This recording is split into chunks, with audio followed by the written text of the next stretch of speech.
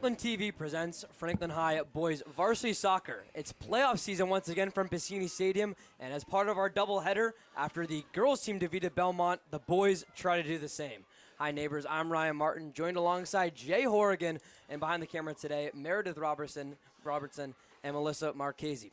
Now Jay, it's a rare doubleheader in the playoffs with both teams coming from the same school. Franklin took care of Belmont in the girls bracket 4-0. Now the boys try to do the same.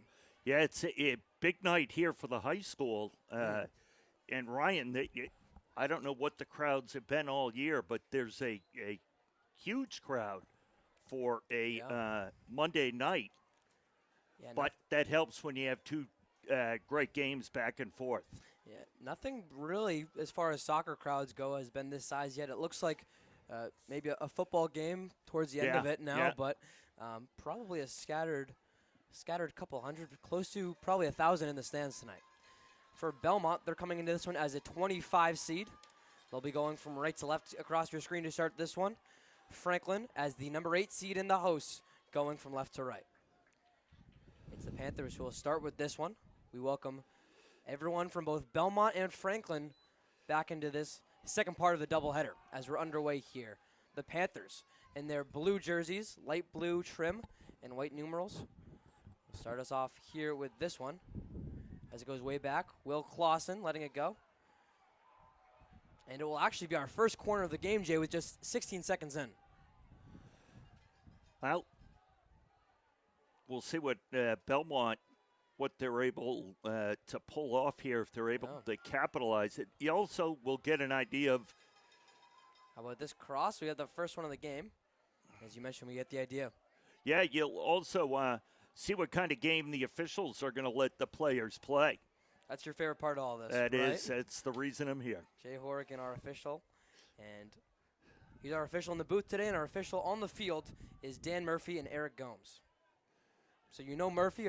I know. Yes, Gomes I as know. well? I've known Dan Murphy for years. He actually is I don't know if you want to call it the defending, but last year he was the state boys soccer official of the year. And interesting kind of side note, his daughter just refereed the girls' game right before this. Oh, Leah Murphy, right? Yes. If I remember correctly. Only the finest here at Piscini Stadium for our playoffs. As we start this one off, it's Franklin coming into this one 14-3-1 on the year. The Belmont Marauders. The Marauders, 6-5-7, led by Neiman Kenkry. This one started back as we get some players introduced. Out left to Captain Will Kryzak. Kryzak, a little pushy, and it's Murphy making that call.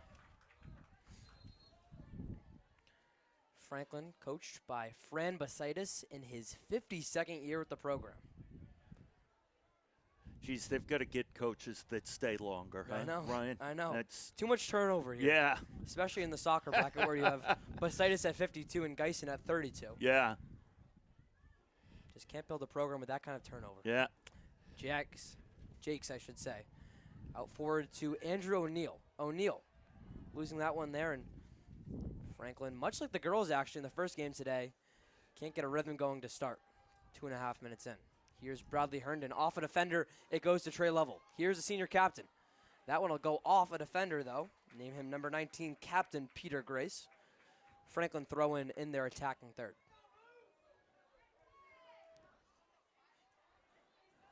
Herndon will leave the throw-in for Hansi Jakes. Jakes a player to watch out for. His 7 goals are second on the team this year. But on that throw-in, it goes off the head of a defender, trickles back out, and give it back to the blue team.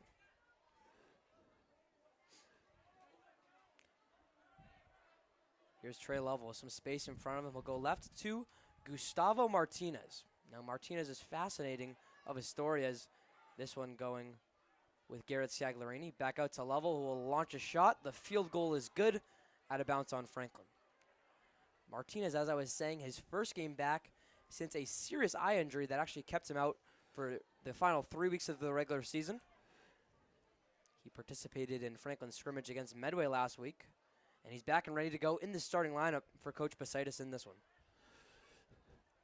Seems like that's a big addition for them, Ryan, Yeah, to absolutely. get him back. Yeah, we've seen this Franklin team be pretty deep, Jay, but, I mean, I think the Martinez, what he's brought the speed of him, as we'll see. Here's Kryzak. Out left to Garrett Sagliarini. He had a chance for a second, and there is the aforementioned Martinez. Back out, putting a shot on net. And Belmont really can't advance the ball right now as another turnover goes back to Franklin. That one will go off of Belmont. Hansi Jakes with the throw. How about this coming way out of net? That was risky. Yeah, for the first time today we say, oh, and here's another risky one. Will Kryzak almost forces a turnover. That one going off of Herndon. Getting it started. Up to Noah Kane. Kane still putting the pressure on offensively. Leaves it for Kryzak. Kryzak with the cross. Goes off a defender. Jakes with the control. Back to Kane. His header inside. That one takes one bounce from Andrew O'Neill. I finally get a break to say our goalie's name tonight for the visitors. It's Thomas Borkowski, the sophomore. So Borkowski with already a couple saves so far in this one as we're over 5 minutes into this first round of the MIAA D1 playoffs.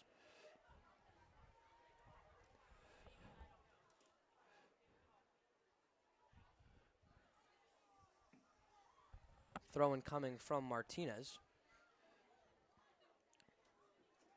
High looping ball.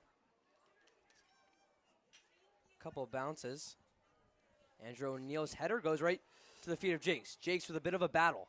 If he won that one, he could have been gone, but a good takeaway there from the Marauders. That one goes out of bounds. Making the call is Dan Murphy. The Jakes out there is such a plus. He's so long. That's something we've said all year. He's like a controlled giraffe with those strides, which has been impressive. He doesn't look that fast, but once he gets some open space in front of him, it's a difference maker.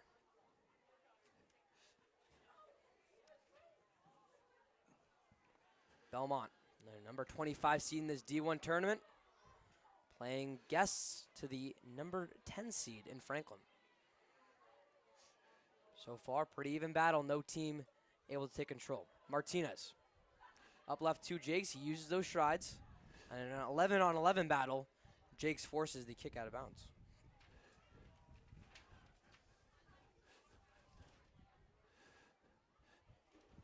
Yeah, 7 minutes into this, and no team able to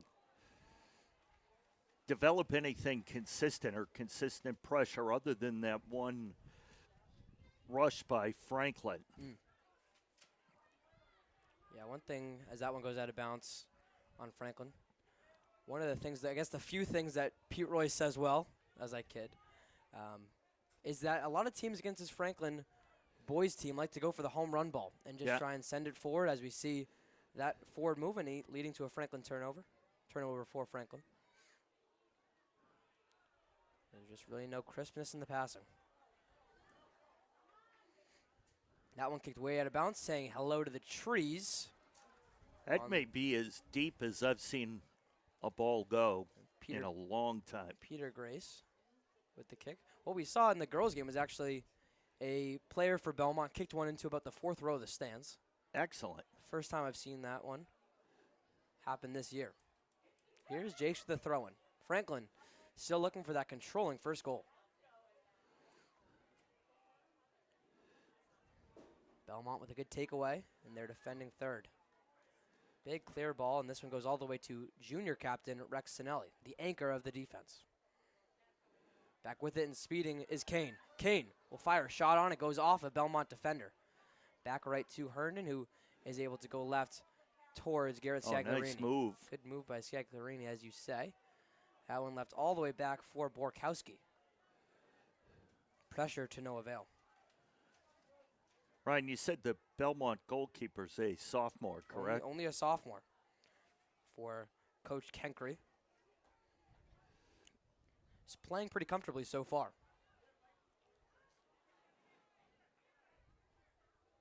Here are the Marauders. Sinelli tries to start it back with Franklin. Kryzak looks to do the same. Kane keeps it in bounds. A good play by him. Belmont defender stops the pressure again. Here is Satchel Kenkre, the son of head coach Naman Kenkre. Belmont just having a tough time stacking 3 or 4 passes together. They're getting the first pass, connecting on that, maybe a second, but nothing more. How about Garrett Scagliarini going for it all there with the big boot forward. That one well left, and we have our first. No, we don't have any substitutes. Instead, it's Franklin back on the defensive side. Owen Filler for Belmont. He forces Franklin to kick that one out. Started back with the Marauders.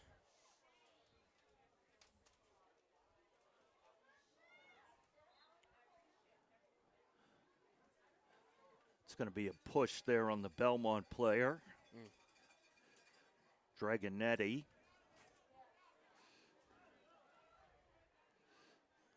Yeah, back to start with it is Sinelli.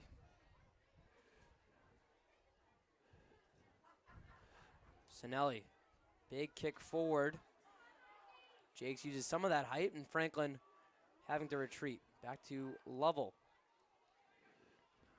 Again, to your point, Jay, these passes for the Marauders just not adding up. No. That kick going out of bounds there is the clearance from Belmont. Stops the Franklin pressure. You hope that's the case the entire match, but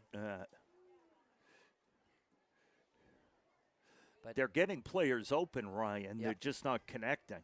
This one going all the way back to Borkowski. The sophomore goaltender able to boot it forward.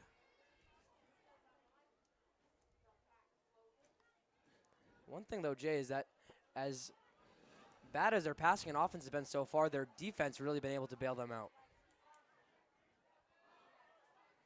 As Kane able to find Herndon. Herndon back. And Lovell goes for the through ball. Over 10 minutes played so far in this one. Just like what happened during the girls' game, we're still scoreless. A quarter through this first half. Girls' game ended up a 4-0 victory for Franklin if you're just joining us. And that bracket moved so quickly. They're actually the #1 team in Division I for girls, eliminated by the number 32 team in the first round. So a lot of switch-ups there. Franklin went from beating, as that one will go out of bounds. And it looks like past the sideline for a Panthers throws, actually off Belmont. But yeah, the girls, they went from a 4-0 win against the number 25 seed Belmont. And all of a sudden, as Kryzak brings this one up, they'll play host to the number 9 seed Wellesley in their next round. That game to come on Thursday. But for right now, it's the boys trying to be victorious against Belmont.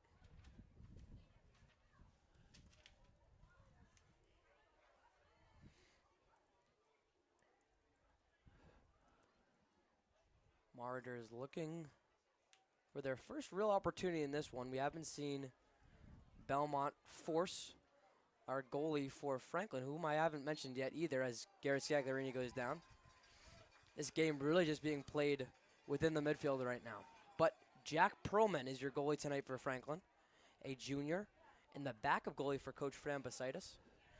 Jay, he's without his starter, Griffin Tolanen, who actually went out, and he's done for the year with a scary eye injury. Geez, that's 2 players, Ryan, with that? Wow. It was really tough. It was, as this one tied up from Herndon, no whistle. We won't get too critical of our officiating crew tonight. No, you can. You can. It happens. That one going out of bounds on the advancement from Claudio Dragonetti. Yeah, for Tolanen, it was actually in their game at Attleboro. It was a collision with his own teammate, Rex Sinelli, and co-captain. As Sinelli went up for a ball, and Tolanen actually with surgery that night. Wow. And he's doing better. We talked to him a little bit before the game. Back in school is Tolanen and cheering on his team now.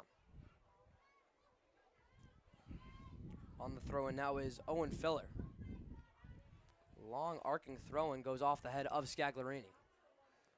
This ball looping, courtesy of no Abdel Batalana. Back out to Abdel Batalana. Here is their best field position of the day for Belmont. A strike on goal, and what a save made by Jack Perlman. The best save of the day so far for either team, and really the only one that deserves an applause of that kind of great diving save from the backup. Yeah, that was a huge opportunity for Belmont, and maybe that's a sign of good things to come for the Panthers. The shot coming off Dragonetti. What a save there from Perlman. Another corner for the Martyrs. This one going long, it's a header, and that one was in great position for Belmont for a second. Just goes wide. Credit the cross to number 8, Sachel Kenkre. Now, 2 great plays in succession for Belmont, but just better execution defensively for Franklin. Belmont still controlling it, and that pass coming from Peter Grace. A shot on the ground there, and again, it's Jack Perlman ending up on all fours, but still holding the shutout is Jack. Kryzak's touch coming out of bounds. So now through 15 minutes in this one, all of a sudden that pressure heating up now from the visitors. Yeah, all of a sudden, Ryan, they're connecting on their passes. That one goes and out of bounds. They're moving the pressure down into their offensive end. Yep. Yeah, we kind of saw Belmont with a pretty stagnant offense over the first 10 minutes, and all of a sudden in the last 5, Martyrs striking. Here is that Belmont team. That one will go out of bounds, though. So moving up the field in the direction of O'Neill from the throw-in.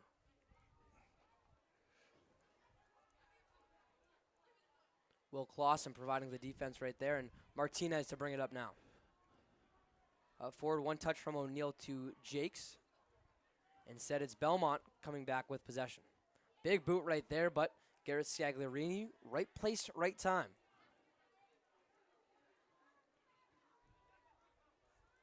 This game being played in the midfield again as Will Clausen hits the deck, and it will be Eric Gomes awarding it back to the Panthers.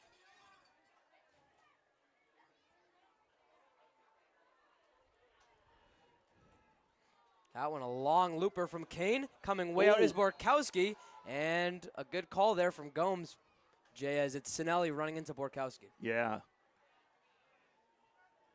Yeah, he ran into him and just knocked him to the ground. He was unable to make a play on that ball. The free kick from Borkowski flips field positions in the blink of an eye. Jack Perlman able to get to it before more Martyrs get to it. Perlman now quarterbacking this defense as only a junior. Perlman will try to do the same on the advancement, and another good goal kick. This one, though, first touch from Belmont, and it goes out of bounds.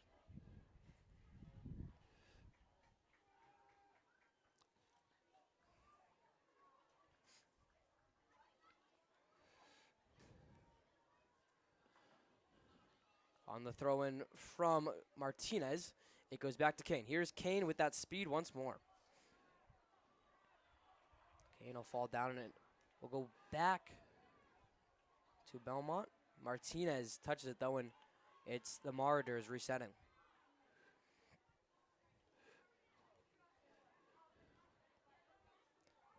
Franklin 14-3-1 on the year. Good enough for the number 10 seed in the tournament. As that one will end up into the hands of Jack Perlman again. It's interesting, Ryan, when you have a 14-3-1 record, that it's a 10 seed and not a higher seed. Yeah, for Franklin, they've only played, I believe, if I go back and look at their record, as it's Scagliarini trying to clear it from the pressure. They've only played 2 non-league games, as it's the Martyrs up with it. Good chance here on that one, and what nice a save there by Perlman. His throw after saving the shot again from Dragonetti. How about Belmont back on offense? They go into the teeth of the Franklin defense, and Sinelli with the ground ball clear. And that one will be a penalty called there by Murphy. Yeah. Give it back to Franklin. Seeing the second 10 minutes, totally different than the first half with all the action down in Belmont's offensive end of the field. Got to think maybe there's a little bit of settling in here. Yeah. Playoff time now. Every mistake that much more crucial. Yeah, so there was only 2 non-league games for Franklin as they try and advance it, something that could certainly factor into the strength of schedule. Yeah. Yeah, we were talking earlier today with some representatives from the MIAA, and they were talking about the schedules, how in one of these soccer divisions, a team initially was ranked like 18. A team that they tied had forgotten to put their score in, so they did, and it dropped them to 33 out of the tournament. Huh. That's crazy. One game having that much of an impact. Yeah. That's how close a lot of these teams, especially in Division I, are this year. Well, there was a question in football about, I believe it was Springfield Central had a week off, so they didn't play, didn't lose, and they dropped from the 3rd-ranked team to the 7th-ranked team based on strength of schedule, but they had 2 teams in their league lose. That one going down there, scary. Still on the deck is Rex Sinelli, still no whistle as Kryzak looks to go. And finally, Eric Gomes calls a whistle. Jay, were you surprised by that late of a whistle with a player down? You know, I don't know, Ryan. That's a good question because there was a play earlier where a Belmont player went down and he stayed down, but he got back up, and as the ball went to the other end, he started running. I think the rule of thumb is maybe he didn't have a head injury, and that's something they'll stop it for right away. So that is junior Rex Sinelli, which is an integral part of this Franklin team as a defensive captain. He's walking off on his own power, just a minor limp as he looks to be okay. Coming into the game for the first time is senior Ben Costa, and he'll be joined by Wyatt Herndon. I'm sure you've seen, Ryan, different officials have different quickness or not on their injury whistles. It's by own discretion a little bit, right? Yeah. There's some tough calls like that one. Kryzak's throw in to Herndon. Herndon has been a cheetah off the bench for Coach Basitis. Watch out for his speed as his brother Bradley hits it in the direction of Kane. As Jay mentioned, that action picking up over the last 10 minute and change. Oh, what a pass. Beautiful through ball for Belmont. Still a 0-0 game, as I was going to say. This is Alex Cook. Cook for Belmont.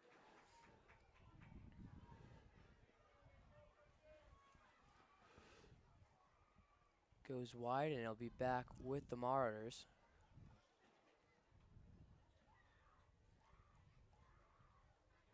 That last tapped by far side. It is Andrew O'Neill, though.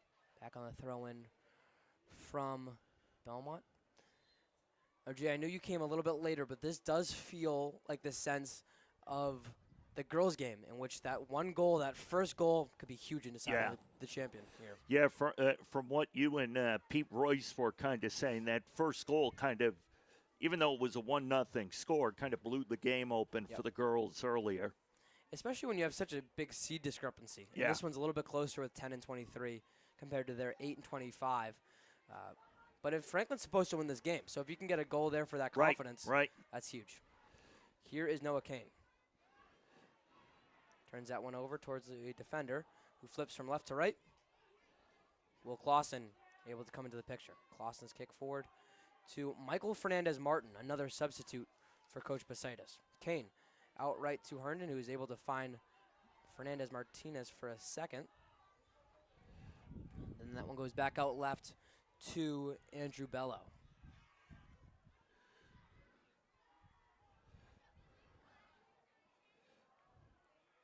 Belmont turns it back over, and this one is able to get to Matt Honekamp for 1 second. So already 4 substitutes in the game for Coach Basitis. Wyatt Herndon out left. That one will go over the feet of Fernandez-Martin. And it's Borkowski kicking it out of bounds. A teammate tries to keep it in. As we have a stoppage in play, it's good to see Rex Sinelli, who was down for Franklin, is back in the game on defense.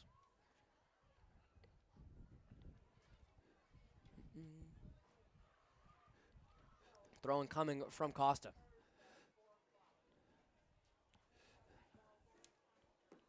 Two taps there from Belmont, and then they send one sky high.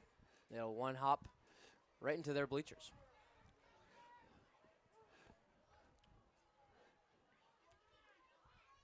How about this from Herndon? Able to make a nice move there for a second. They're playing on the end line right now. Not much room until it is cleared out by the Martyrs. And kick there, gets slide tackle made by Trey Level. Goes back out right to Bradley Herndon. Herndon.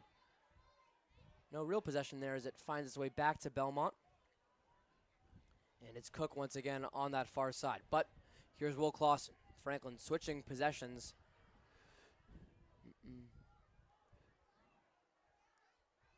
Back out right.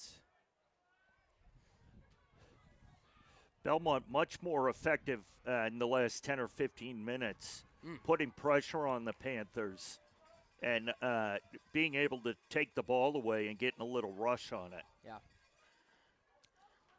Certainly finding themselves in the right place at the right time and not really relying on that home run play as we kind of alluded to earlier. Back out right, another home run ball right as I say that. They look for the deep through. This one forces Perlman from right to left, but he's able to find Costa. Getting tripped up there for a second was Honekamp, puts his hands in the air and gets the call he was looking for.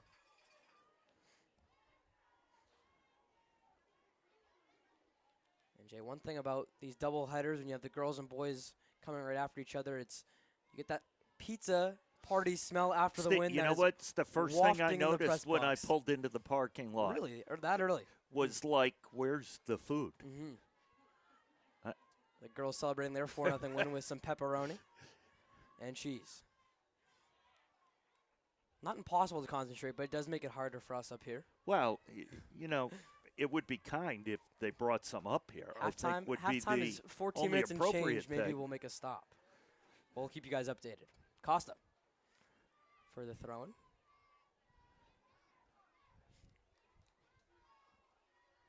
Costa looking to clear it. I was actually told that there would be a pizza party today in school. And offered a slice, so maybe we'll take them up. I was not invited. Story of my life, though. Jay's actually in his sophomore year, so while I'm a senior. I still have a lot of athletic eligibility left from high school. Oh. I just don't think the teachers, Ryan, would want me back in school. Kane's kick goes way back to Costa, who is able to retreat back to Herndon. Herndon out left. There is Jakes back into this one. Jakes will take a bad fall. A scary fall there from the 6'4" Jakes. You know, he is, being a real thin guy, he is not afraid to get in the middle of it. No. We'll see him going from the middle of the pitch to the middle of the paint for basketball season in a few weeks. Jakes could be, as a junior now, a premier player for head coach C.J. Neely. That deep throw in from Belmont. Finds its way out left. Here's Belmont trying to find a pressure. Still a 0-0 game. As Costa to tee it off once more. Fernandez Martin. Does feel like Franklin's lost a little bit of control here, but just as I say, my next point would be their defense playing the bailout game now. So it appears like the Panther defense is all they're trying to do is clear the ball out. Not necessarily any intention on their long boots. We'll see if some starters could make more of an impact, as it's Andrew O'Neill, Will Kryzak, and one other. We got to spot the Waldo.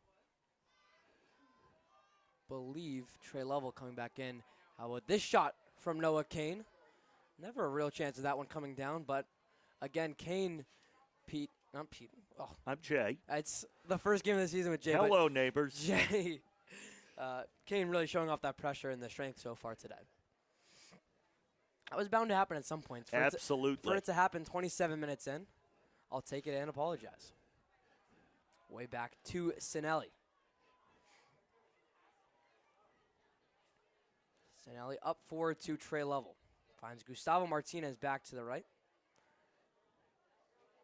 And walking down the far side is Jakes. That one's a turnover back to the Marauders.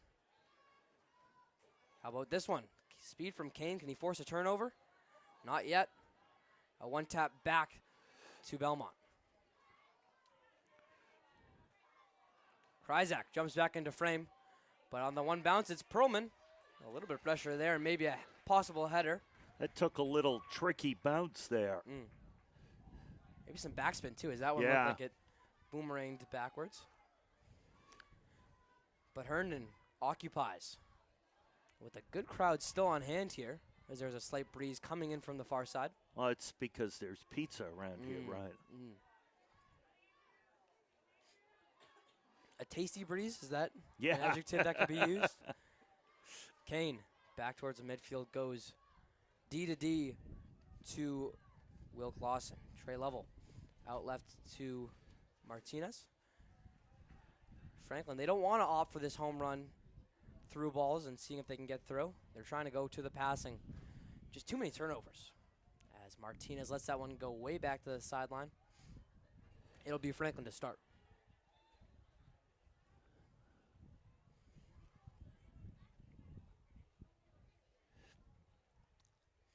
And they'll give it to Perlman. Past his goalie line. And for Franklin, Jay, their defense has been really solid at bailing them out, and that's not a surprise as they have 10 shutouts on the year out of their 14 wins. It's interesting. Franklin seems to try to push it down the field along the sidelines, where Belmont's going right up the middle of the field. I don't know if that's a tactical decision before the game or just the way the game's playing out. I think to that point, is that one a big through ball to Scagliarini? Will he touch? No, he'll let it go past. I think it's Belmont not scared of this defense right now, and we're seeing how they're not afraid to go into the middle of the zone and get that going. Belmont. And Jay, as I say that, I have Rachel Larks, the goaltender, delivering me pizza. Thank you, Rachel. Maybe the she's listening to the pizza broadcast. gets delivered, maybe. Yes.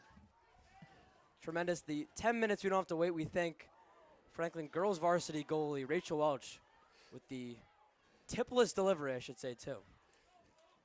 No payment, no DoorDash there. That one going back to Belmont. It's going to be a corner. Should be.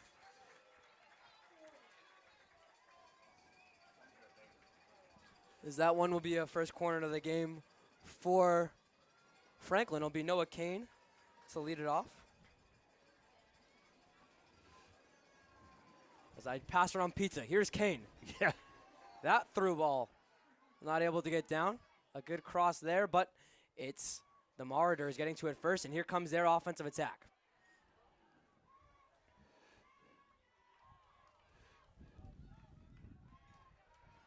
Bradley Herndon. One taps from Andrew O'Neill. Costa tries to get back to the picture. So the passing attempts have been there, it's just they haven't found their way home. Haven't been able to connect. No. That, I think, even though it's going to be Belmont ball, that looked much worse than it actually was. I think it was just two players getting their legs tangled up there. Cook hits the deck on that one. It looks like he's okay and still in the game. 0-0. Belmont. 8 minutes left. Yeah.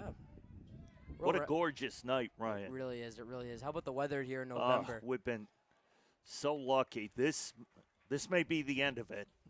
May start hitting cooler days starting, I think, tomorrow. So I was actually out of town this weekend. I was in Virginia this weekend, where somehow 12 hours south as this ball goes off a Panther defender and will trickle out and for a Belmont throw-in. Somehow 12 hours south, Jay, it was about 5 degrees colder, actually. I couldn't escape the cold. And here comes the running throw-in for the Marauders. Good positioning there, a header. And it's Jack Perlman able to get his mitts to it. And Jay, as we look at that game, we keep talking about how one goal could be a difference. One interesting fact really for Belmont, as it's Perlman nice to throw it off. There's been 7 games in which Belmont's been shut out as Clausen tries to move it in the midfield. Not Clausen, Kryzak, I should say. But Jay, this Belmont team has had 4 games that ended 0-0. Really? So they're not afraid to play these kind of games and stick to it to the end, even if they can't get one past the net. I think that was a fascinating stat, seeing if it would play out here, as it does.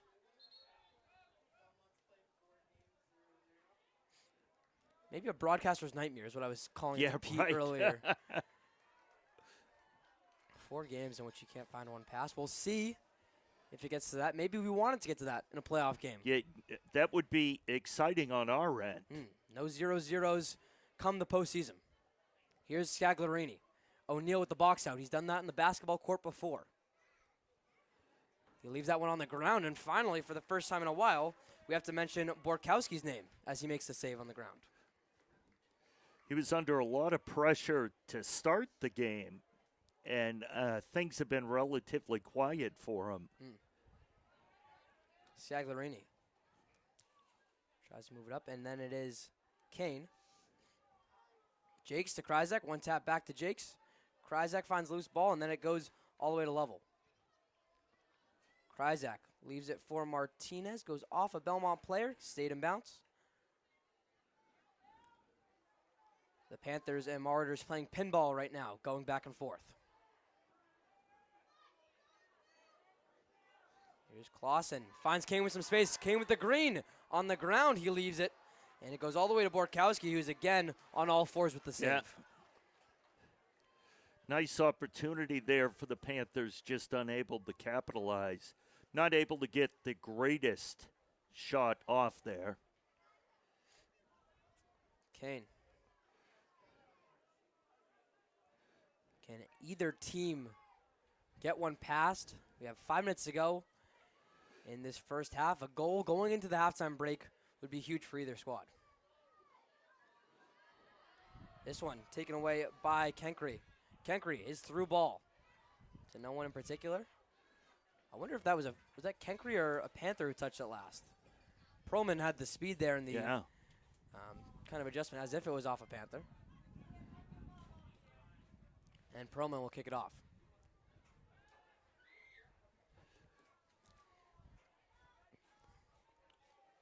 Scagliarini smartly lets it go off of Brett Hunson, a substitute in the game for Kenkry. They're going to move him back on that throw-in. Kind of took a little advantage. Yeah, Eric Gomes says, "What are you doing?" Yeah. Gives him the point right there. Gomes meaning business here at Piscini Stadium. Another box out from Scagliarini. Touched by Belmont and cleared by the Marauders. Header from Sinelli. Goes wide left, and Clausen able to find Martinez. That one from Jakes goes off a Marauder defender, and did that one stay in? Yes, it did. I thought that one clearly went out of bounds. But Perlman proves me wrong and gets it to Herndon. Kane. That one goes off. And how about a push there a little bit from Kane? And Jay, that's kind of happened by Kane this season a little bit, and Gomes will whistle to stop the pressure. Noah Kane, someone who has worn his emotions on his sleeve a little bit, the junior. Yeah.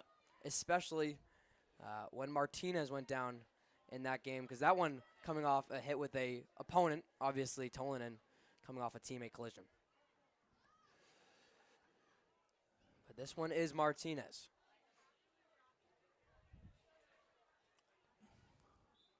That one touched out of bounds by Jakes, and we should have a substitute incoming for Belmont.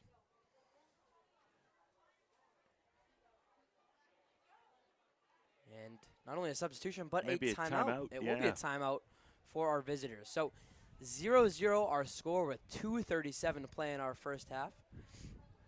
We've played over 37 minutes of scoreless ball in this one, which is actually, if you go back to some of Franklin's recent games, that's actually been kind of the course.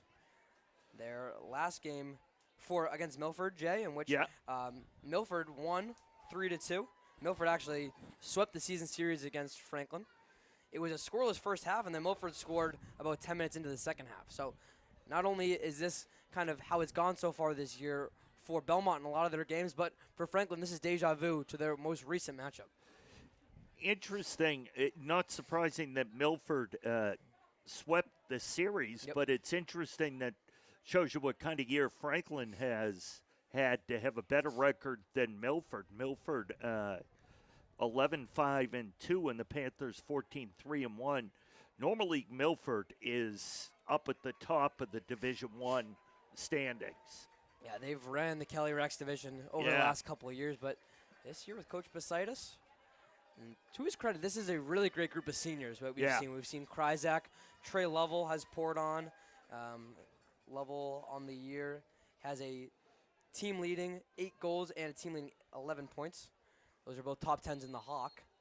A really good group of seniors, and with Tolan in goal for most of the year, this defense has been the showstopper.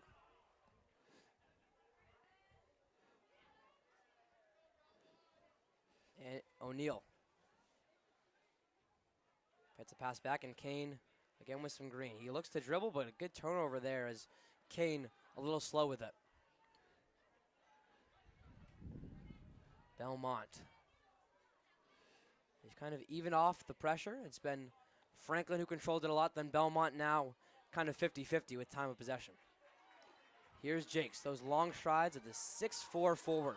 He lives it for Kryzak. That through ball will go into the hands of Borkowski, I should say.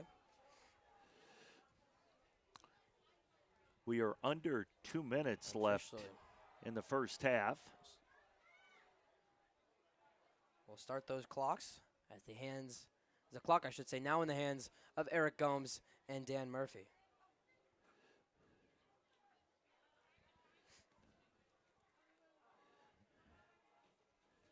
Belmont ramping up the urgency here. How huge would it be, Jay, if they're the ones who score first in this one and possibly within the next 90 seconds or so going into halftime? Well, it would be obviously an interesting change, because I do think, as we discussed earlier, the Panthers clearly dominated the first 10 or 12 minutes. Then Belmont kind of went on a roll, and then maybe the last 8 minutes or so. It's kind of been back and forth. This does feel like a game that will be scoreless, though, through the first 60 minutes, 70 minutes. Maybe, yeah. We'll see if these teams can prove me wrong. Here's Kane to Kryzak. Walking down that sideline, goes back to Kane, who finds Kryzak. Kryzak, can he keep it in? That one well kicked out of bounds by number 14, Andrew Schreiner. From the sideline, not the end line. It's Jakes for the throw-in. Unofficially, have about 30 seconds left. One last shot for the Panthers. Jakes with the running throw-in. Huge wingspan and a big toss in. One header. Another header. This one goes out to Kryzak. Good clear there by number 5, Alejandro Domingo. And it'll be another throw-in for Franklin with precious seconds remaining. They were Belmont just looking to clear the ball out. Only the first half here. Can Franklin do it? Lovell takes a fall. Clear there, and the double whistle. Or a single whistle, and then a double whistle, I should say, as it's Murphy making the call there. We are scoreless through the first 40 minutes of play. It's Belmont, the Martyrs, our visitors, as a 23rd seed in Division I, have held their own with the number 8 seed Franklin. And, Jay, this is a 0-0 game, and there's been a couple opportunities, but really the game is played like the scoreboard shows. Yeah, it's really kind of just gone back and forth for both teams. Both teams having kind of their periods of controlling the action and then, their periods of being back on their heels defending. But both teams doing it successfully, obviously, by the fact that our score is, as we say in soccer, 0-0. Still some donuts on that scoreboard, Yes. as you mentioned. So we have the second half coming up. Who will it be? Will it be Franklin? Will it be Belmont? We've mentioned that Belmont has had a lot of scoreless 0-0 games so far in this season. Jay, that's not happening tonight. One team needs to get one at least past. Can they do it in the final 40 minutes? Are we headed for overtime? A lot of questions to be answered in this second half. So stay tuned. I'm going to go eat some fantastic pizza, courtesy of Franklin Girls Soccer. Thank you to them again. But the final 40 is coming up next. You won't want to miss it. Who will be able to claim victory in this first round of the MIAA D1 tournament? Keep it right here on Franklin TV.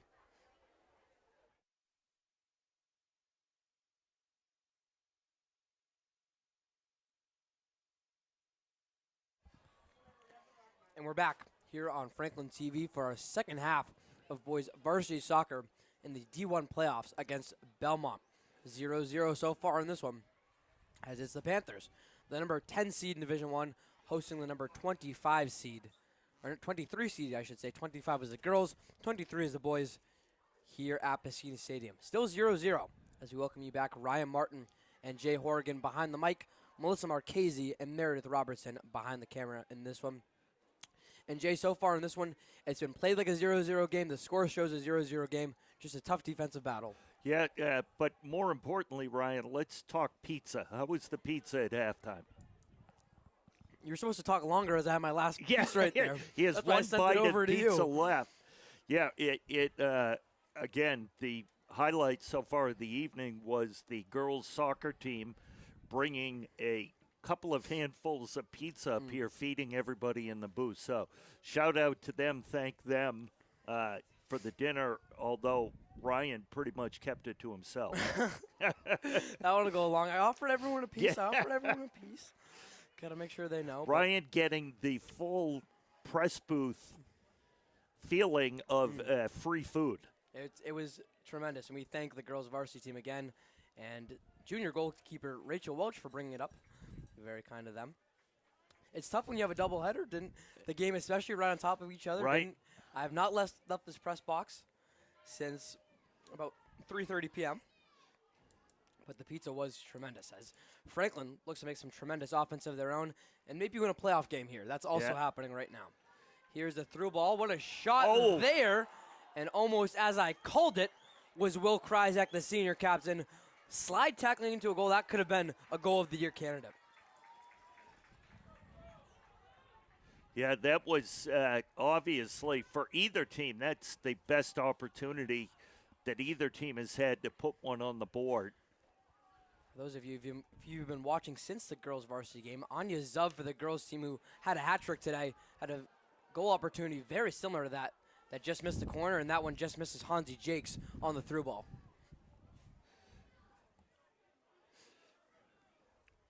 So on the throw-in, it goes back to Belmont.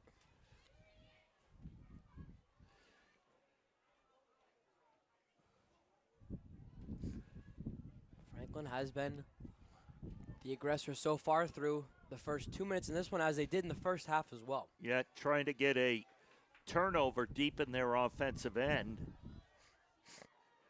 As the wind, Ryan, seems to really be kicking up. See if that has an impact. Yep. This one, good chance for Belmont. That one again, finding its way over the net. And that breeze, as you can see from the net on the right side of the field, it's kind of blowing from Perlman's back. So it's blowing right to left across our screen, which is the direction where Franklin is going. Belmont going from left to right across your screen now. We'll see if the change in net can bring some kind of better luck for these offenses. Perlman really, for a goalkeeper, has got a strong kick. Yep.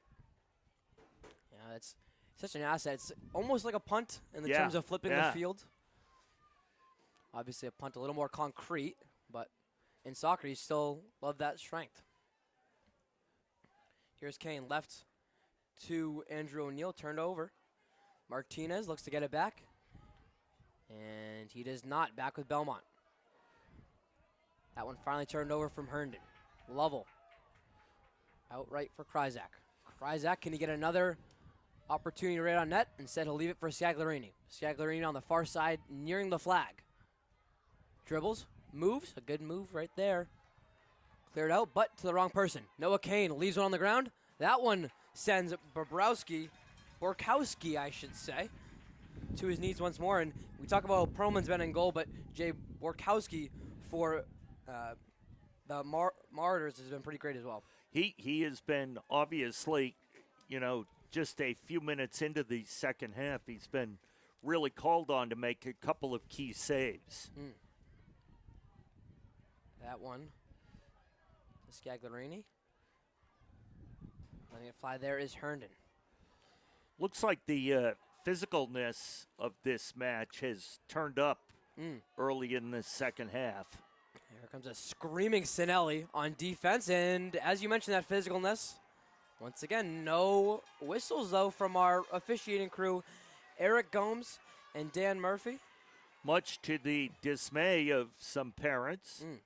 Belmont, as we mentioned, there's a great crowd on hand, and obviously the Belmont section is filled up as well. Well, again, both their teams are playing.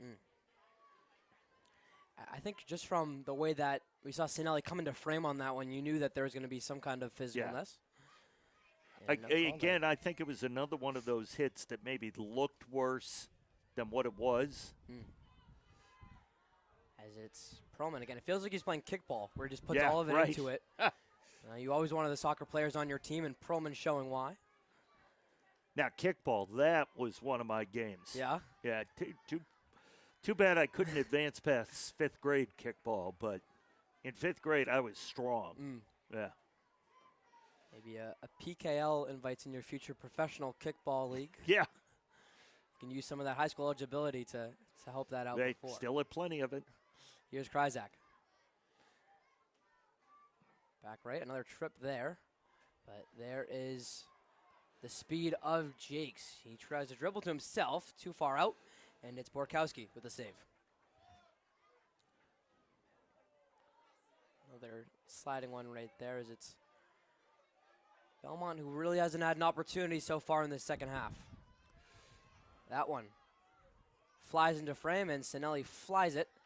One touch off the track, and that one will technically end up in the stands. The first row of our fans who have lined the fence tonight. Semi-unusual for our soccer crowd here at Bassini Stadium. Here's Martinez. Leaves it on the ground to Kane. Kane, maybe the best dribbler that Coach Fran Basitis has on his team. Leaves it for Kryzak. His through ball inside. Can't find Jakes. And instead goes out right. It's great to see all these kids here. Ryan, there's a ton of young kids in their soccer shirts. Yes. The next wave of Franklin High boys varsity soccer. What are we thinking here, Jay? Maybe some 2030 graduates, 2032? There's some young ones here. Yeah, there are. Elementary, middle school. That's counting way too high for me. Another collision right there as going down is Lovell. And number 14 for the visitors, Andrew Schreiner.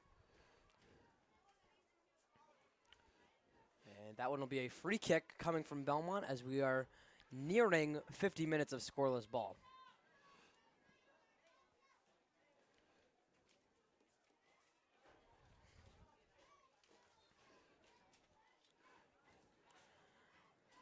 Could this be the possession in which our scoreless tie is broken? Let's see from Belmont. Free kick. It starts with some strength. That one goes off the head of Sinelli, though. And left for Grace. Another through ball there. That one goes long.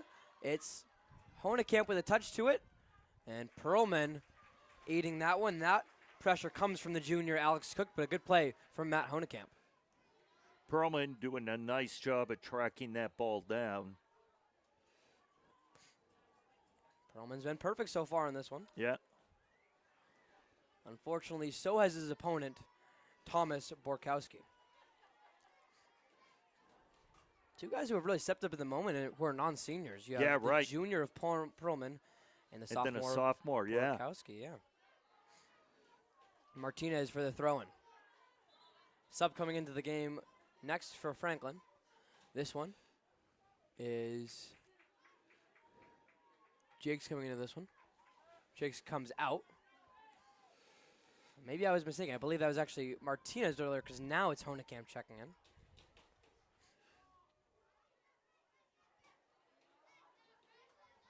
Up goes Scagliarini. He trips down a little bit, and that one will draw the whistle from Gomes.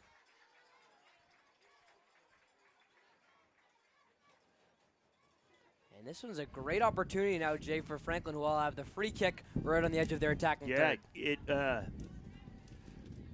Yeah, that was almost a kind of contact.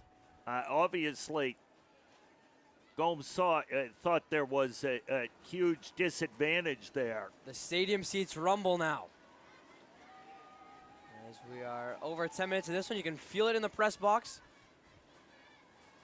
Is this a third down in football or a free kick in a scoreless soccer game? So where is the referee, the shave cream for them to spray down on the field? On the field. Oh, it's Garrett Scagliarini. And they'll fake the cross, double fake. It's Noah Kane. Setting up early, goes for Kryzak. Some trickeration trying to be set up there. No avail for the Panthers.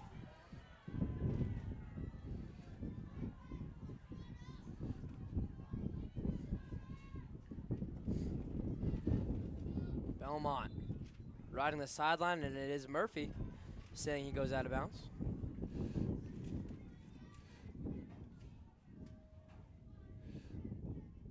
Honekamp forces out right, a good cross in. That one may be just a little long. And Kryzak goes up for it. Maybe a little PI, maybe not. But it's level with the control. Here's Trey.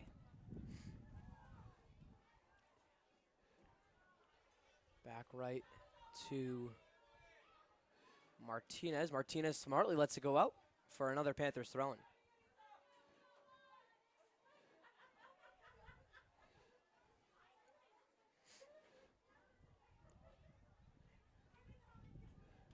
Up forward goes Scagliarini.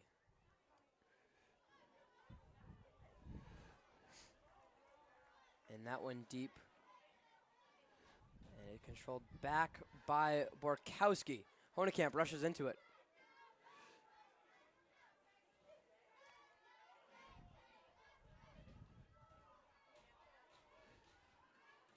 Clausen. Oh, nice steal. Well done, as you mentioned. And here comes the offense. It's a 4-on-4. Oh. Clausen will hit the deck, and that one will draw the whistle. That physicality ramping up. Clausen's still down. It'll be his teammates to help him get up. They'll be okay and stick in this one. And the stomping ensues once more. Going all the way out to Clausen. That one a high looper. A header, though. Well played by the Belmont defender. And lucky for them, going out of bounds on the sideline, not the end line for a corner kick. Quickly off. Martinez is crossed. That one long for Kryzak. And that one will be not able to be saved by Scagliarini. Going past the end line. Yeah, just out of the extended leg of one of the Franklin forwards there.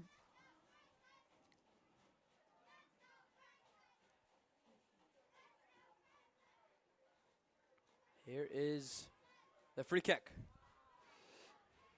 from Belmont. It goes. Well played, though, from Scagliarini. One hop. What a sky there from Kane to go up to get that one. Belmont having a tough time clearing it out of their defending half. Here is Andrew O'Neill. Drops a defender, no whistle. Honekamp drops another defender, still silent is Gomes and Murphy in the yellow shirts. That one a high looper. Sinelli is best to keep it onside, but finally goes out of bounds on Franklin. Franklin doing a good job keeping the pressure on this half, much longer than they were able to do at the beginning of the game. Cook takes the pass from the teammate. Much better passing now. And as I say that, it is a Belmont turnover. O'Neal losing that one. Back with Belmont. About an even break, and they will keep the transition going. Good cross inside. With some room, it's on the ground. Can they get a shot off? That one with it was Kenkry. Trying to get through 4 defenders. Well played by Lovell and Honekamp. Here's Matt Honekamp on the left side. Near side goes 22. Honekamp slips on himself. It was a part of the plan? Probably not. Would have been a Harlem Globetrotters-esque move.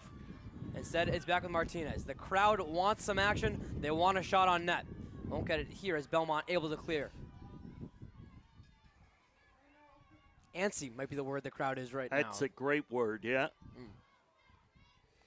Just looking for something. They could be, as this one goes all the way out for Herndon. A good save made there. Still in bounce it goes. Borkowski able to get to it. Finally, after touching it. Nice job there by Borkowski. Kind of able to control the rebound there. I thought that one was at least destined to go out of bounds, if not in the back of the net. Sinelli up forward to Honekamp. Probably unintentionally, but he lets it bounce. Here's Honekamp. One pressure on the left side, waits back. Maybe a bit of an act right there from Honekamp, but he does fall down. Probably could have gotten called anyways. Yeah. As Honekamp will leave it. That's a part of soccer, so you might as well be good at it. Well, exactly. That was me during my rec basketball days. Yeah. Every time you go for the layup, see if you can get a guy like Jay Horgan to call you for and one. Here's Noah Kane. Big moment here on the free kick. 24 to go in this one. Can they get it? Kane, his cross inside, right into the hands of Borkowski. And the Belmont fans here showing their excitement.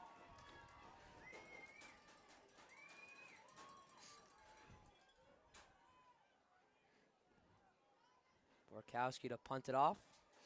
Geez, wind held that up. That one, as we've talked about, there's been some great kicks on the day. That one wasn't one. They even got some chance going now, is the Belmont section. You know, we've, seems like the last 3 or 4 minutes we've had more whistles than we had. You know, maybe the officials are taking more control or the players are just getting a little more physical. And Sinelli draws this one off in a game, too, where it's so hard to get any momentum. Yeah. That really stops any would-be pressure. That one lost by Franklin. It goes back with Belmont. Kenkry leaves it forward. Taken by Sinelli. That ball refuses to hit the ground from a couple players, but it does find its way back to Schreiner.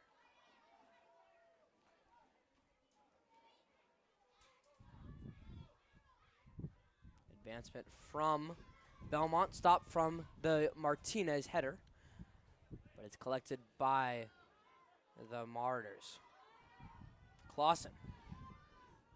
Outright to a zoom-in Kryzak. Kryzak, good control, but then taken away from Schreiner. It's not only the goalie, Borkowski, but it's the defense, Jay, who's really stepped up for the visitors. Yeah, they have not allowed the Panthers to capitalize too often on the pressure they're putting at the offensive end. Throw in from Jakes, a good one. Goes off the head of Lovell. Takes a bad bounce, though, and finds his way well back. What a touch there from Kane. Gets some oohs and ahs from the crowd. Problem is it doesn't equate to any offense. Sinelli tries to reverse the fortunes, but it is Schreiner finding that one past the sideline.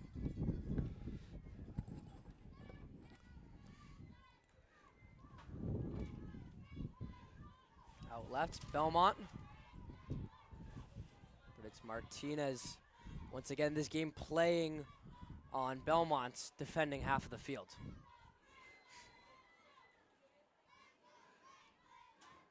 Almost 19 minutes into this second half, and the vast majority of the play's been on the Panther offensive end of the field, just unable to convert so far.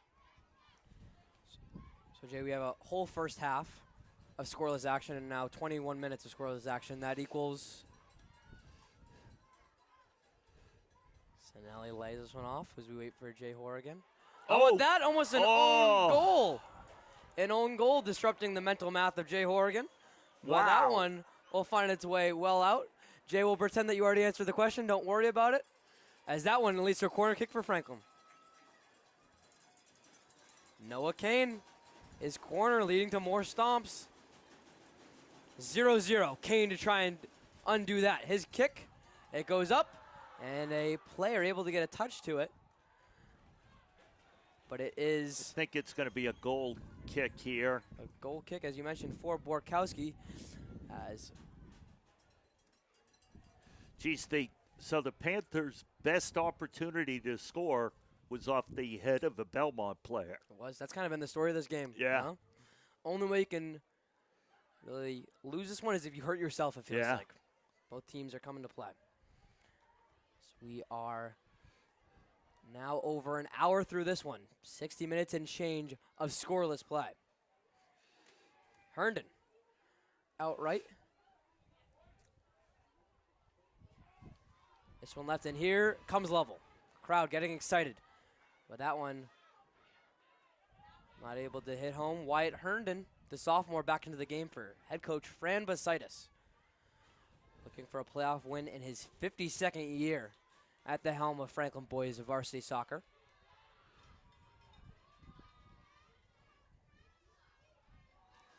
There's Belmont, first time on this half of the field in a while, and Martinez tries to change that fortune. Jakes backing down a defender. Touches it up, and then loses control. 11 beating 11 there, as taking away is Lucas Alvarez Fernandez. Ryan, love how you roll your R's. I've been working there. in Spanish That's class very a little good. bit. I've been working. That's very impressive. Pulling it out when the chance presents itself, as I took 7 years of Spanish and still can't do it. That one left. We do have a good diversity of names in this one, as it's O'Neill, Hansi Jakes, some French in there as well. Jakes getting the ball, as we mentioned his name. Here's Belmont, though, 2-on-2. Now it's with Grace. Grace holds it for a moment and gives it to an open teammate on the far side. A shot on net. That one could have been dangerous if Grace was in better positioning. Instead, it goes on the sideline. Important difference. I believe that was Sasho Kenkere, the junior, who tried to cross it in the direction of Grace.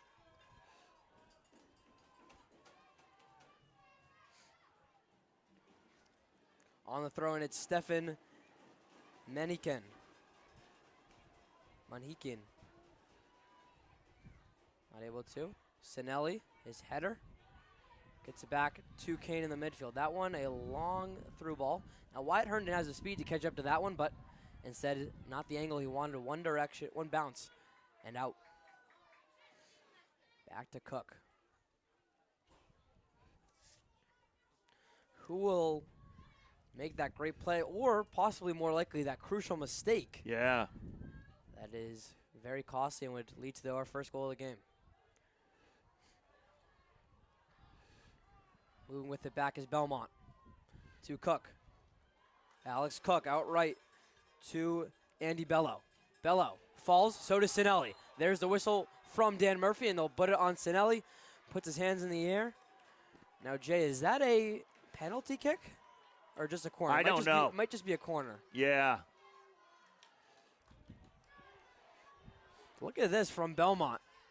A population of mostly parents are letting out the student section chants. Oh, it's a girls' soccer team. Good point out from the press box as well. Looking for redemption. We'll see. Can they have a reason to cheer right here? Free kick coming. It is Kenkre. They'll go long. That one goes off a Franklin defender. But 6 with Belmont. Belmont. They're working on a Panthers defense that's allowing less than a goal a game. And showing it here. This is dangerous. Here's an opportunity. Here is one of the fastest players for Franklin, Wyatt Herndon. And not a great move if we're being honest, by Herndon. Jay, did you like that decision from Herndon to let it go? Yeah, just if he didn't think he could beat the player, obviously that pass was very errant. Jake's unable to get to it. Here is Kane, leaving it back for Sinelli. But it did, it kind of relieved some of the pressure on Perlman, at least momentarily. Two Panthers waiting to check back into this one. Alex Cook makes that nice move. Still with it is Cook. On the right side, he'll leave it for a teammate. Another questionable decision from up here at our vantage point in the press box. A turnover for Belmont. Wyatt Herndon and Trey Lovell, who goes back far side again. Kane, his movement forward is controlled by Grace. Grace taking matters into his own hands. And going all the way to Sinelli. Sinelli trying to avoid kicking it out of bounds until the last moment. Now with the play from Sinelli. That one forced off. They are. There we go. There we go. They corrected that. And with that, it was, in his defense, Dan Murphy, as we love to defend referees up here, always, even when Jay Horrigan's not here. The referees in this game are connected by microphones. So when the near official Murphy missed that call, that Gomes was able to let him know that it was touched by White. Kryzak, Honekamp, and Fernandez Martin coming in the game for Jakes, O'Neill, and Wyatt Herndon. As you mentioned, our two referees today, Dan Murphy, Eric Gomes. And Jay, do you know when we will have a three-man team I for don't soccer? know when they go to that. I'm guessing probably the round of 16 or 8.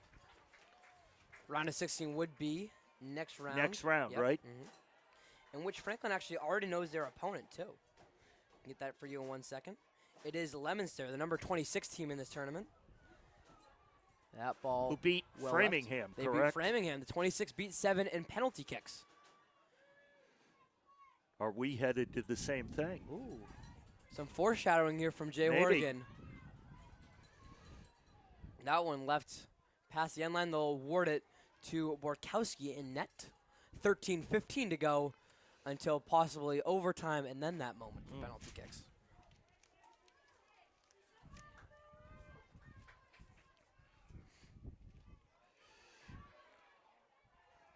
Now left, Belmont. The Mortars. If you're feeling for Belmont, this has to feel like a win so far for them in this game. They've held their own. Would have liked to see some more opportunities offensively, but here's Kane on the right side. Kane lays one down. It goes off a defender. And going off a Belmont player, Borkowski smartly falling to a knee to get the ball.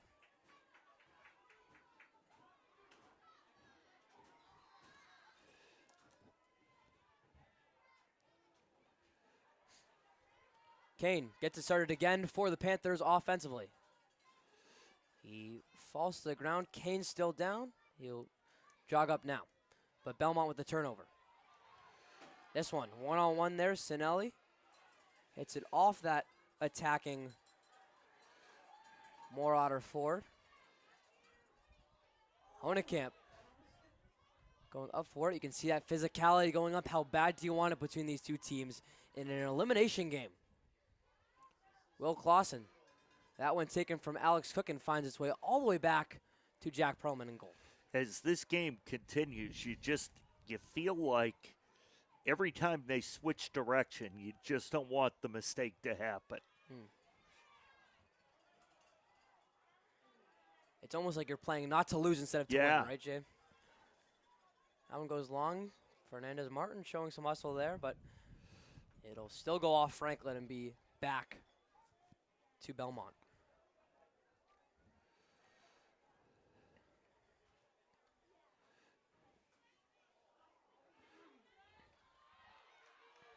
Belmont showing off the moves and drawing the penalty in the process. Give it on the free start to the Mortars, who are kind of playing with some urgency now. They're trying to get things going. 11 minutes to go in this first half. It's Franklin High boys varsity soccer in the first round of the MIAA D1 playoffs. Number 10 seed Franklin playing host to the number 23 seed Belmont, and so far it's 0-0 through almost 70 minutes in this one. Will Clausen, can he change that as I say it? Clausen, nice move on the right side, running out of room, tries to cross it in. No penalty as Kryzak goes down. It's Thomas Borkowski with the save again. Here comes Belmont. O'Neal back out to Lovell. Lovell shot, and that one could have hit home very easily, maybe a matter of inches. That one goes wide. So something to keep an eye on, Ryan. Gomes on the far side, the official on the far side from us, is injured. You can see him limping. I've seen him go down a couple of times trying to, I don't know if he has a cramp or what, trying to stretch out either his calf or his hamstring. Good start there. In a big back and forth game, you need to, you hope that doesn't have an impact on a call or a non-call. In all seriousness, Jay, if that were to happen, would we play with one referee? Would we pause the game? What would go on there? Well, I would, unless he can't move at all, he's not going to drop out. They're not going to leave one referee to themselves. To Martinez. Fernandez Martinez, apologies for cutting you off, but that one, as you can see, not only is the game getting physical, the ref's getting a little hobbled, but they're getting a couple comments as well from players. Oh, yeah. Here's Gustavo Martinez. That one well out right. And you'll probably see more of that with 9 minutes to go for half of these players. Their season's going to end this evening. Some of them their careers. Yeah. Here's Kane. One hop into the hands of Borkowski, and you can now start to feel it in the crowd. Everyone just waiting for that one goal to come. For what it's worth, that win for Leominster against Framingham, which they upset the number 7 team, that was a 1-1 game going into penalty kicks. So we've yet to see a 0-0 game getting all the way there. We're not there yet, but we'll watch out for it. Kryzak, well done to keep it in bounds. Here's Will. Crawling on all fours there for a second was Kryzak. It's one of those types of games, and then everyone looks to the officials. Guys in white pointing one way, guys in blue pointing another. This one will go with the Panthers. It's very nice of them to help. Yes. That impacts your decision every time, does it? Because the kids are givers. Here's the throw-in coming from Franklin. Under 8 minutes left in regulation. Big throw in there from Franklin. That goes right off a header, though. And Clausen for the throw-in. I got to Level, who takes a spill. This time it's the Franklin bench voicing their opinion. Everyone's okay. Back to Kane. This is a weapon for Franklin. It's Kane on the free kick instead of a player with a throw-in. 7:13 to go. Here's Kane. As you mentioned, we see that hobble from Gomes again. Yeah, he's getting, unfortunately, getting worse and worse. Yeah. Favoring that left foot is Gomes. We'll watch out for that again. Here's Kane. Free kick. Going inside. That one was almost a direct shot from about 35 yards out. Instead, it goes wide left once more.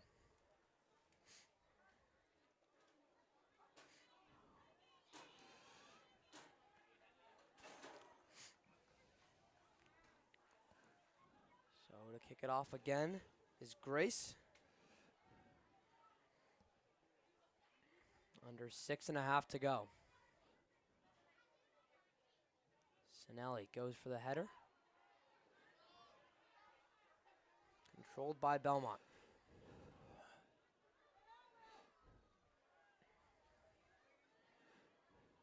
Franklin trying to crash in defensively. Urgency on both ends. Bicycle kick there from Clausen. Dangerous as Cook controls it. taken by Bello. Bello met by a wall of Panthers. Steal. Good steal and a clean one by Michael Fernandez-Martin. Andrew O'Neill, one tap to Trey Level. Another good steal, though, going the other way. Here is Belmont. This one's finding its way out right to Cook. Cook with the control, tries to penetrate inside. It gets met by a brick wall of Trey Level. No call again from our officials. Playoff soccer, they're letting them go when they can. That one, Kryzak falls again. Whistles are silent. A in-depth ball there. That one, he's got one man to beat. And the best opportunity of the game by far. I'm counting 1, 2, 3, 4, 5, 6, 7, 8, 9 Belmont players hit the deck. On the ground. That could have been it. We saw that a little bit. Gomes stretching out, and I believe it's trainer Jen who's going to check on him. Yeah. And that one coming from the foot of Daniel Chang, a freshman. A freshman for Coach it looks like Jen's going to just shadow Gomes on the sideline. That was by far our best chance of the day. And I saw that reaction a little bit earlier in the season from players. Jay Wheeler was a 2-2 tie against Taunton, and that was exactly that same reaction. Everyone was hitting the deck, wondering if we see some more substitutes in play, especially as we saw for Belmont. Well, I think especially the Belmont players thought that was it. That was finally the opportunity to break this deadlock. And I don't think that's only a Belmont thing. If that was a Franklin chance, we would have seen the same thing. We would have seen the same thing. So it's not like one team is more well-conditioned in this moment or fresher than the other team. This is a game in which everyone's tired. Everyone's been running a marathon. So we're under 5 minutes. High looping ball.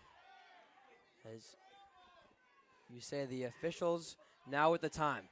We'll have it unofficially up here. Sinelli ducks the head in a little bit. Scagliarini forces it out of bounds. We do have a substitute coming into the game. And taking a seat is number 4, Brett Hunson. Grace looking forward. This one goes to Cook. Perlman coming way out. That ball's looping. Sinelli able to bring the pressure back. What was that Franklin defense? They were able to make the stop, still 0-0. Perlman seems to be in a little bit of distress back there. Cook just ran him over. Yeah, Perlman looks minorly hurt right now at least. We'll see. Franklin needs to clear it, get their goalie some help. Can they do it once again? The chance, it's Gustavo Martinez going to the free kick. That one hits Kane, and this wild sequence stays on. Perlman just barely standing on 2 legs. Cook, his forward. And that one clear, but not far yet for Belmont. Every fan holding their breath or biting every single fingernail they have. Here's Bjorn Binslev. Binslev. Inside there, you can see Perlman in net. Perlman's not okay. In a catcher's position is Jack. Clausen getting the push in the back. Still no whistle from our crew here. They're letting them play. Almost an empty net right here, right now. If I was Franklin, I would just at least get this ball out of bounds. You need a whistle. You need a stoppage of possession here. Martinez gets it to Clausen. Clausen does just that. So we'll see. No checking on Perlman. He's standing up. And we play on off the Belmont throw-in. Remember, we're under 5 minutes. Every second precious. This one bounce, and Perlman will get to it okay. Perlman does look like he is feeling a little better than he was a couple of minutes ago when he got run over by Cook. He's able to kick it just fine. We'll see. Watching him. He looks to be okay. Paxton Rosen, the junior, would be the backup for this one. Kick forward. That one inbounds from Kenkre. Franklin defense coming. And there's a penalty on Belmont. Another a Franklin player cramping up, it looks like, right around the 20. That'd be Trey Lovell, a senior captain. Is that who it is? Yeah. Unofficially about 1:15 to go. 1:15 to go before overtime. We have referees getting banged up. We have players, goalies. Yeah. It's one of those games. And the score symbolically 0-0. Oh. Takeaway here for nice Belmont. Steal. And they get it. There's a chance inside. Running with it again. Belmont with it. Can that one sneak in? No! Oh, it doesn't sneak wow. in. It does not sneak in. Perlman out of position again. You can't blame him, though, but here comes Franklin. Noah Kane. No, there was a whistle back here. There was? A push, I believe, on White. And, back around the 45. That name to circle on your roster again, it's Daniel Chang, the striker for Belmont, as this one just has waning seconds to go. Chang was in perfect position again. It was him in the net to beat. And just wasn't able to find that accuracy with Perlman recovering from a previous save. We'll see. We have just about 70 seconds, if that, in this one. No, or I should say, it. I was well off. I was well off. It's Eric Gomes with a bit of a stumbling as he walks. He blows a double whistle. We have heads down, hands on the knees. Jay, this one's going to overtime. It's overtime playoff soccer in a game that felt destined to do so. I'll tell you, that last 5 or 6 minutes of that second half was as exciting a high school sporting event as I've seen in a while. That was fun. Kryzak, header that way, and they'll go directly to Belmont. Here's Chang. Chang making one defender miss and leaving it there for Bello. Bello, good takeaway, though, from Kryzak as you look to put a position. Here's O'Neill. Andrew O'Neill, the junior. Outright to his senior captain, Will Kryzak. Kryzak past the 20. On the near side, he stops, pops, and looks for Trey Lovell. Lovell has some space. He'll fire a shot with the left foot, and that one finds back net. Trey Lovell. Wow. Goal number 9 on the year to lead the Panthers. It's a golden ball goal. It sends Franklin to the round of 16, where they'll host Leominster. Trey Lovell gets it done here for Franklin, and that'll do it in this one.